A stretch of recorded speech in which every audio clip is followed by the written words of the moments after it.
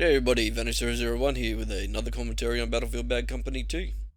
Today I'm playing at Port Valdez, and there's a few ways to attack Port Valdez. You can take a quad bike down the left hand road, get nice and quick into the back of the enemy base and climb up on top of the 3 stories. A great place to overwatch the rest of the crates if someone gets a arm. Or you can take the route I'm taking right now along the pipes. It's very easy to get into the enemy base this way. You drop straight in behind the enemy base. It's a great way to keep the pressure on them. If the crate gets armed, you're in a prime position to defend it. You will find a few guys that like to run up onto the hill, but that's mainly to get rid of all the snipers that are sitting up there. Find a lot of snipers that sit up on the pipes up here too. To get up onto this spot, you have to use your parachute when you're spawning to push over towards where the pipes are. It's pretty easy to do. I usually wait for one of my mates to do it and then spawn on them. I dropped down a little too early there.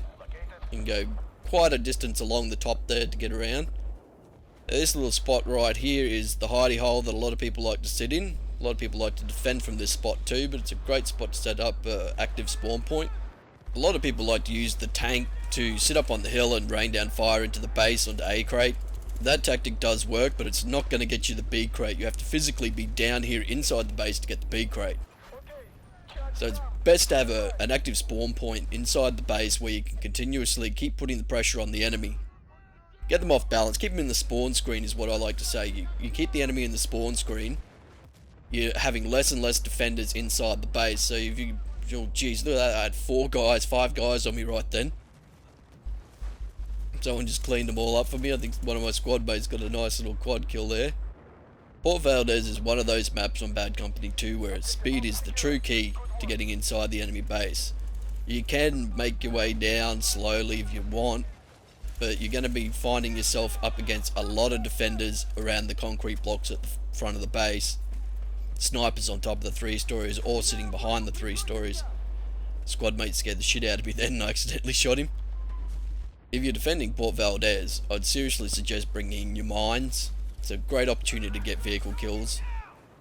When you're playing on hardcore, you really do have to rely on the game audio to find the enemies. That guy was picked out because of the sound he made when he was running for the guy he ended up knifing. I wish I could have saved him, but a little too slow there. These set of crates here are both destructible, so you'll find a lot of guys like to sit back with tanks. If you're attacking, it's best to get around the back of the enemy and make your way back through. You can see my mate Aussie and I are sitting right next to the B crate here. I'm just going to launch some rockets straight at the crate. Unlike normal mode, none of us are going to be spotted sitting here. The enemy's going to actually have to come and find us to get us out of their base. That's what I really do like about hardcore. It very much forces a team to work as a team. If you don't go around and sweep your base, you're going to find enemies sitting inside it.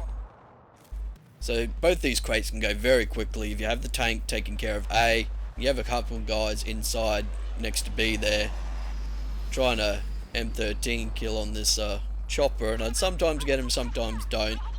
I get pretty close with the second rocket here, but just miss him.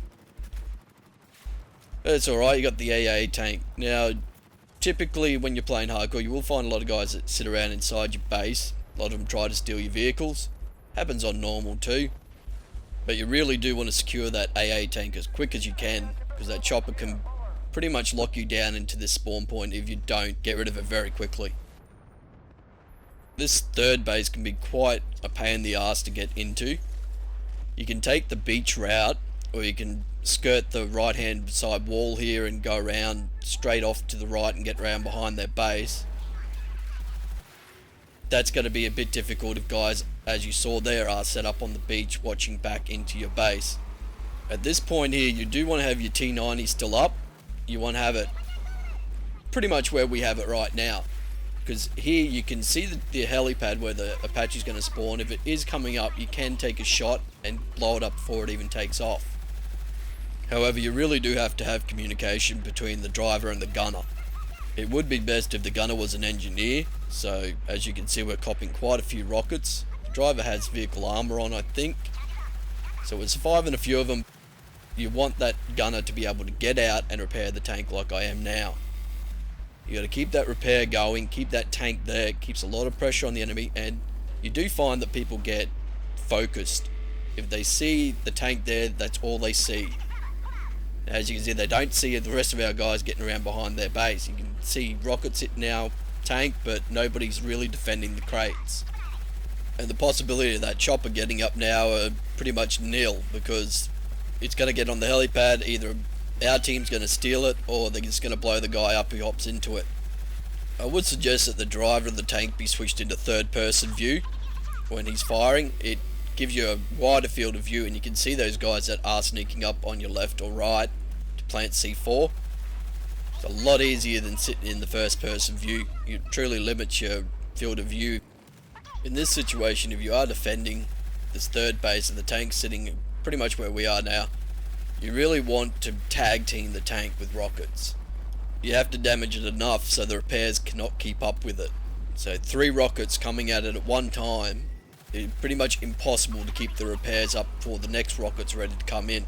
Even have the wire guide ready. This is a really good idea here. See how the mines were behind the concrete barricade? It almost caught us out. Because I had that communication with the driver, my mate Chris here, we were able to avoid the enemy mines, and he's taking out the rest of them that are still behind those concrete barricades there. But that is a good spot to put your mines. If you ever want a good suggestion, that one was a prime example of where to place your mines. I only caught that at the last second. If we'd gone a little bit further forward, definitely would have blown us up. Now this last base here, this is just a personal opinion, but the Black Hawk, if you're on the defensive team, just leave it on the ground. It is pretty much useless. There is an AA tank that spawns down here. It will be taken out rather quickly. Even just guys with Gustavs or M13s will just take it out very quickly. They're pretty determined to get us down now. They're quite sick of us being up here, and they're starting to tag team us with rockets. The rockets are coming quicker than I can get out to repair. I'm trying to get rid of the guys that are firing the rockets and then get out to repair, because I know that if I get out, I'm going to be on one side of the tank, probably on the side that they're shooting at, and I'm going to be hit by a rocket when I hop out. A simple option on the directional pad to either get out on the left or right side of the tank would have been a good idea. Could have saved a lot of deaths for a lot of people. And we're not bringing the tank up the main road, because that's probably going to be full of mines right now. We're trying to bring it up the back of the base. See, we're starting to get really tag team with rockets. That's what you really have to do. At the moment, I'm a little too focused on getting those enemies before they can hit us, and I should have got out and repaired a lot earlier. But the rest of my squad mates have got in here onto A. I've joined them now into the fight. It's pretty hectic around here at the moment. But that's what you want, mate. You want that fast pace. If you keep the fast pace up, people will get overwhelmed. It's just human nature. They can't handle the fast-paced nature of the game. You want to increase that pace. You want to make it roll. Just build it up, keep that pace going. Don't let them have time to breathe, mate.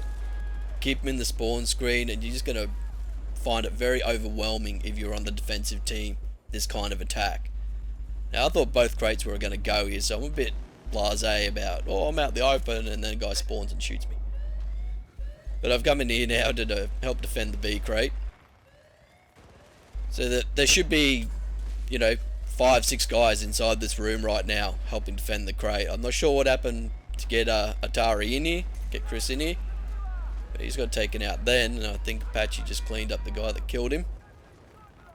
So there we go, we've got a victory under our belts, and it's quite an easy little win for us. We pushed up nice and quick, kept the pressure on. That's what you want to do, mate. You want that pressure on the enemy. So got the Black Hawk sitting over the fuel tanks up there. I think he was hoping it would get destroyed in amongst the explosion, but it didn't happen for him. As you can see here, there was quite a full game. We didn't have a walkover. It wasn't like it was 4 on 12 or something. It was a full game, and they just didn't put in the fight, mate. They just didn't have that defensive line set up. Just remember, if you're on the defense, hang around your crates. That's your primary defensive position. You don't want to go running out into the enemy base. You want to stay right where you are.